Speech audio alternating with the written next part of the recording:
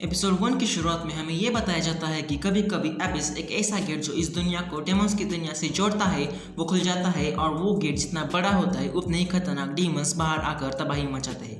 वहाँ पर एक गांव देखते हैं और जहाँ पर लेवल 12 का अब तक का सबसे बड़ा गेट खुल जाता है और लॉर्ड नाम का बहुत खतरनाक बीस्ट वहाँ पर आता है। तभी वहाँ पर एक बूढ़ा आदमी आता है और हाथ में एक वेपन लेके कहता है, मुझे नहीं लगता था कि मैं इसे कभी दोबारा चलाऊंगा। वो उसके पोते नोएल से कहता है कि हमें अभी घर छोड़कर जाना होगा और ऐसे एक जमीन के नीचे बने एक बंकर में ले जाता है और कहता है कुछ भी हो जाए पर यहाँ से बाहर मत निकलना। पर तभी नोएल उनसे कहता है और आप कहाँ जा रहे हैं। फिर उसके दादाजी कहते हैं जब तक राजा के सैनिक यहाँ पर नहीं आते तब तक मैं इन डेमंस को रोके रखूंगा। फिर नोएल उनसे कहता है कि हमें ये भी नहीं पता कि उनके सैनिक भेजने में कितने दिन लगेंगे। मुझे पता है आप अकेले उन सब डेमंस से लड़ने वाले हैं और अगर आपने ऐसा किया तो आप मर जाएंगे। तभी उसके दादाजी उससे कहते हैं तुम मुझे कम मत समझना।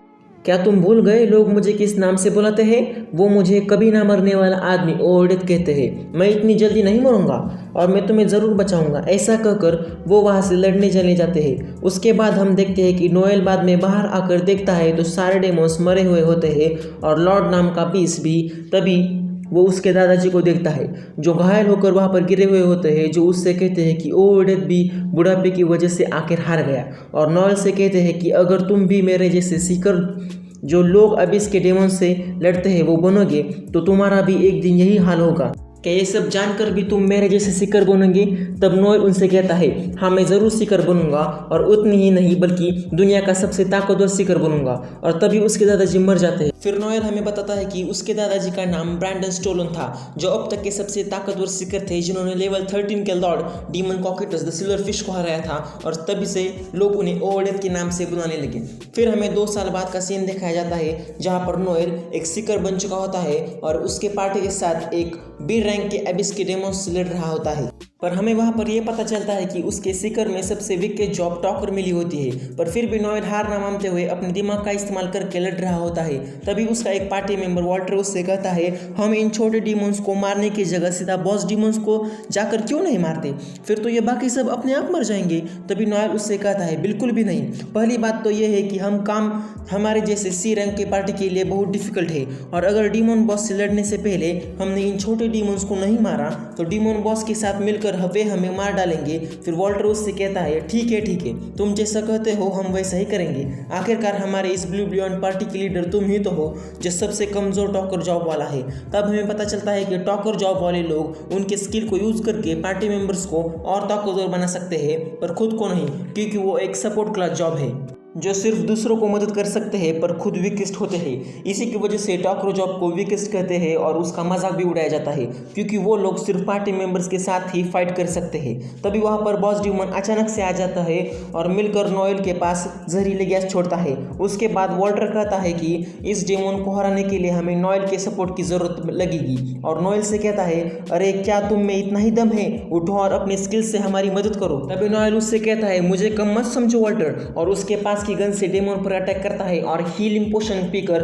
खड़ा हो जाता है और सबसे कहता है कि अब तुम लोगों को मैं दिखाता हूँ कि एक टॉकर कैसे लड़ता है। और पहले उसकी स्किल टैक्टिशियन को इस्तेमाल करके पार्टी मेंबर्स को ऑर्डर देता है जिससे कि उनकी एबिलिटी 25% से बढ़ जाती है। उसके बाद दूसरी स्किल बैटल वॉइस से मेंबर्स का स्टैमिना और मैजिक पावर 25% से बढ़ा देता है और उन्हें अटैक करने के लिए कहता है। तभी तानिया उससे कहती है कि देखो कुछ छोटे डीमंस अभी भी वहाँ पर छुपे बैठे हैं, अगर उन्होंने भी हम पर हमला कर दिया तो मुश्किल हो जाएगी। फिर नोएल कहता है उनको मैं संभाल लूंगा, तुम लोग उस बड़े डीमन को संभालो।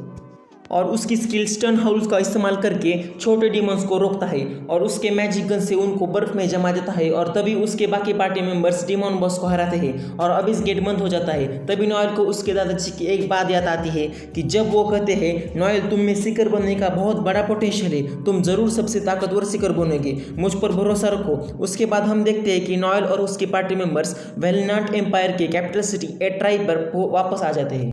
इस सिटी में सीकर के द्वारा लाए गए डेमोन्स के मटेरियल्स का बहुत बड़ा व्यापार होता है और उसी की वजह से वो सिटी इतनी डेवलप होती है। इसीलिए वहाँ पर लोग सीकर्स को बड़ा हीरो समझते हैं और उन्हें एडमायर करते हैं। उसके बाद हम देखते हैं कि नोएल और उसके साथी जीत की खुशी में एक बार में पार्टी कर रहे होते हैं। तभी लॉयड कहता है कि हमें 1 साल हो गया एक साथ काम करके, अभी तो हम और भी आगे जा सकते हैं। नोएल तभी मन ही मन कहता है वैसे तो ये पार्टी बहुत अच्छी है पर हमारे साथ अगर एक स्काउट भी होता तो हम और अच्छी पार्टी बन सकते हैं, पर फिलहाल तो मुझे इन्हीं के साथ मिलकर लड़ना होगा और एक्सपीरियंस गेन करना होगा। यही मेरे ड्रीम की फर्स्ट स्टेप है। तभी वॉल्टर उसे कहता है, अरे नोएल क्या हुआ, इतना अच्छा सेलिब्रेशन चल रहा है और तुम थोड़े से भी खुश नहीं लग रहे। तभी नोएल उससे कहता है, ऐसी कोई बात नहीं है, पर फिर भी वॉल्टर कहता है, क्या तुम हमें इस काम के कम पैसे मिले इसलिए नाराज हो? अरे पैसों के साथ इतना लगाव किसी सीकर को अच्छा नहीं है। तुम्हारे दादाजी अगर जिंदा होते तो वो भी यही कहते तुमसे। तभी नोएल गुस्सा हो जाता है क्योंकि उसके दादाजी उससे कहते थे कि पैसा बहुत जरूरी है, अगर वो तुम्हारे पास नहीं होगा तो तुम कुछ नहीं कर पाओगे। तान्या कहती है, वॉल्टर लगता है तुम्ही को और पैसे चाहिए थे क्योंकि तुम ही ये बात बार बार दोहरा रहे हो। वॉल्टर कहता है, नहीं ऐसी बात नहीं है, पर अगर नोएल ऐसे ही कंजूसी करता रहेगा तो हमारी पार्टी ब्लू बियॉन्ड का ही नाम खराब होगा। तभी नोएल चिढ़ाते हुए वॉल्टर से कहता है, हाँ वॉल्टर साहब आप ही सही कह रहे हैं, मैं गलत हूँ। फिर वॉल्टर नोएल से कहता है, देखो ऐसे मुझसे बात मत करो, मैं तुमसे 2 साल बड़ा हूँ। नोएल कहता है, यहाँ पर एज कुछ भी मैटर नहीं करती, कुछ भी मत कहो, तुम सीकर के पास तो ताकत है, वही सब कुछ है। तुम एज का सहारा लेकर खुद की कमजोरी मत छिपाओ वॉल्टर बेटा। तभी वॉल्टर जोर से कहता है, कुछ भी मत बोलो, तुम तो बस वीकेस्ट स्टॉकर हो जो सिर्फ लड़ाई के वक्त पीछे खड़े रहकर ऑर्डर देता है, जबकि हम अपनी जिंदगी दांव पर लगाते हैं। यह सुनने के बाद नोएल कहता है, तो तुम मेरे बारे में दिल से ऐसा सोचते हो? और मजाक उड़ाते हुए कहता है, हाँ मेरे कंपैरिजन में वॉल्टर साहब तो जैसे बैल की तरह लड़ते हैं, वो सबसे महान सीकर है। फिर यह सुनकर वॉल्टर गुस्से में हो जाता है और नोएल का गला पकड़ लेता है। दोनों में फाइट होने ही वाली होती है। तभी लॉयड उन्हें रोकता है और तान्या कहती है, सच में ये दोनों तो पागल है। लॉयड उससे कहता है, ऐसा मत कहो, वो दोनों ही हमारे साथी है। चलो पार्टी बहुत हुई, अब जाते हैं और पैसे भी बांट कर लेते हैं। और वो सब एक बगीचे में जाते हैं। वहाँ पर तान्या कहती है, सिर्फ इतने ही पैसे? लॉयड कहता है, पार्टी का बाकी सारा खर्चा निकाल कर इतने ही बचते हैं। तभी नोएल कहता है, वैसे तो इस तरह के काम हमें रोज नहीं मिलते, क्योंकि नॉर्मली ये सब काम बड़े क्लैंस करते हैं जिन्हें राजा खुद ऑर्डर देते हैं। ये सब जाने दो, पर अब हमारे पार्टी के पास कितने पैसे हैं? लॉयड कहता है, सब मिलकर 12.8 मिलियन फिल होंगे। नोएल कहता है, फिर इस पैसे से हम खुद का क्लैन बनाते। तभी ये सुनकर सभी लोग चौंक जाते हैं और लॉयड कहता है, नोएल क्लैन बनाने के लिए हमें राजा को 20 मिलियन फिल देने होंगे। ये मुझे पता है, नोएल कहता है, इसलिए तो बाकी के 7.2 मिलियन फिल मैं भरूंगा। पर फिर भी लॉयड कहता है, हमारे पास एक ऑफिस भी होना चाहिए यहाँ एट्रिया में, उसके रेंट के बारे में तो सोचो।